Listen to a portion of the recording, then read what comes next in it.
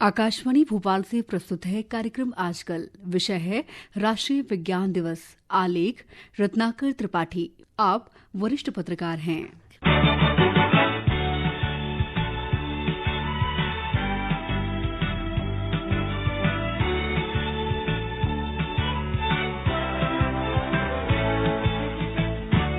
राष्ट्रीय विज्ञान दिवस 28 फरवरी को है। ये दिन महान भारतीय वैज्ञानिक सर चंद्रशेखर वेंकट रमन द्वारा रमन प्रभाव की खोज की स्मृति में मनाया जाता है।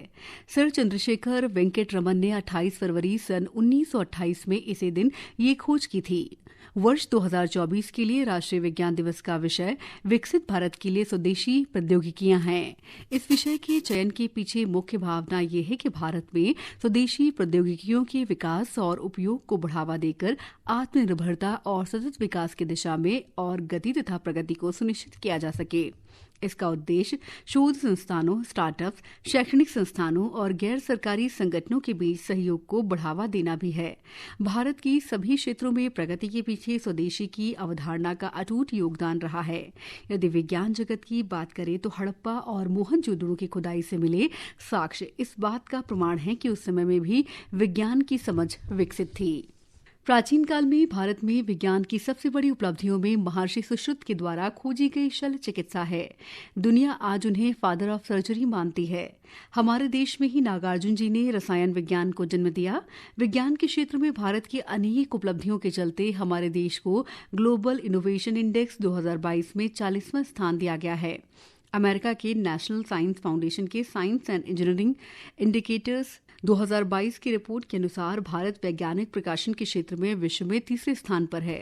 ऐसे में राष्ट्रीय विज्ञान दिवस की इस वर्ष की थीम का महत्व और भी बढ़ जाता है, क्योंकि वर्तमान में प्रधानमंत्री नरेंद्र मोदी के नेतृत्व में देश को अनेक क्षेत्रों सहित विज्ञान में भी आत्मनिर्भर बनाने के अनेक सफल और उल्लेखनीय प्रयास किए जा चुके हैं। इनमें महात्मा गांधी के सपनों के अनुरूप स्वदेशी की अवधारणा को सर्वाधिक महत्व दिया गया है।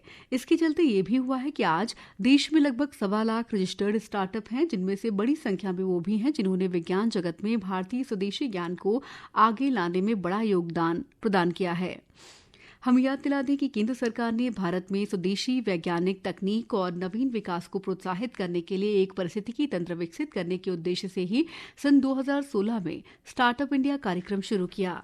आज इन स्टार्टअप के कारण देश में रोजगार के 5 लाख से अधिक नए अवसर निर्मित हुए हैं। इसके पीछे स्वदेशी प्रौद्योगिकी और ज्ञान का महत्व नकारा नहीं जा सकता है। राष्ट्रीय स्तर पर मेक इन इंडिया की अनगिनत सफलताओं ने भी विश्व को दिखा दिया है कि किस तरह हम स्वदेशी की अवधारणा के साथ विज्ञान जगत के नक्शे में एक विशिष्ट स्थान और पहचान प्राप्त कर चुके हैं। हम वैज्ञानिक अनुसंधान प्रकाशनों में विश्व स्तर पर शीर्ष 5 देशों में से एक हैं।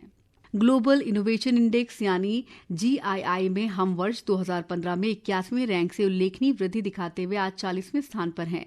साथ ही हमारी पेटेंट फाइलिंग 90,000 के आंकड़े को पार कर गई है, जो 2 दशकों में सबसे अधिक है।